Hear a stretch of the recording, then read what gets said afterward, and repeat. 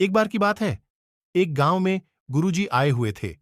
सभी लोग उनका आदर करने के लिए उनके साथ बैठकर बात करना चाह रहे थे। जब गुरुजी आए तो सभी लोग इकट्ठे होकर वहीं पर खड़े हो गए। जब गुरुजी ने देखा कि सभी लोग आ गए हैं, तो वह सोचने लगे कि आज बहुत सारे लोग मुझसे मिलने आए हैं। सभी लोग यह कह रहे थे कि हम अपने जीवन में बहुत सारी परेशानियों का सामना का। आप हमें एक ऐसा रास्ता बताइए जिससे कि हमारे सामने परेशानी ना आए और हम अपने जीवन को अच्छे से व्यतीत करने लगे। गुरुजी ने पूछा कि तुम लोग सभी क्यों परेशानियों का सामना करते हो? ऐसा क्यों सोचते हो? तुम्हें ऐसा नहीं सोचना चाहिए। जीवन तो हमेशा निरंतर चलता रहता है और हमें जीवन में हमेशा संभल कर चलना चाहिए।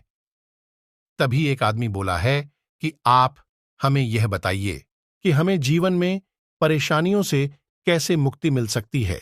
अगर हमारे जीवन में परेशानियां होंगी तो हम कुछ भी निर्णय नहीं ले पाएंगे। ये बात तो आप समझ सकते हैं।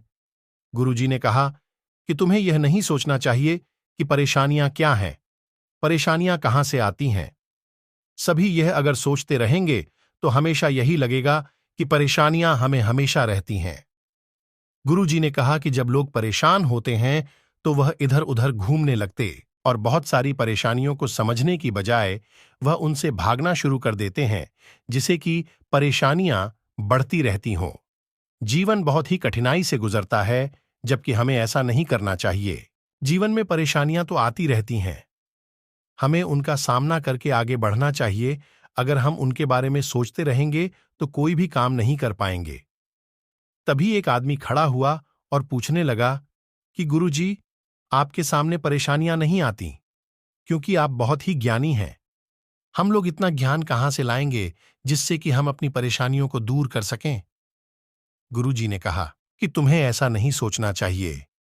परेशानी है, सबके सामने आती है, सभी को भी परेशान करती है, लेकिन परेशानियों को समझने की बजाय आप लोग हमसे दूर रहते हैं। जबकि सबसे बड़ी समस्या यही है कि जो परेशानियों को अपने पास रखते हैं तो उससे परेशानियां और परेशान करते हैं। मैं तुम्हारी ही भाषा में तुम्हें समझाने की कोशिश करता हूं। मैं जैसे कि आप लोग से फसल उगाते हैं और आप चाहते हैं कि समय समय पर बारिश हो और समय समय पर धूप निकले, जिससे कि आपकी फसल अच्छी हो सके। ऐसा है ना? गांव वालों ने कहा कि आप बिल्क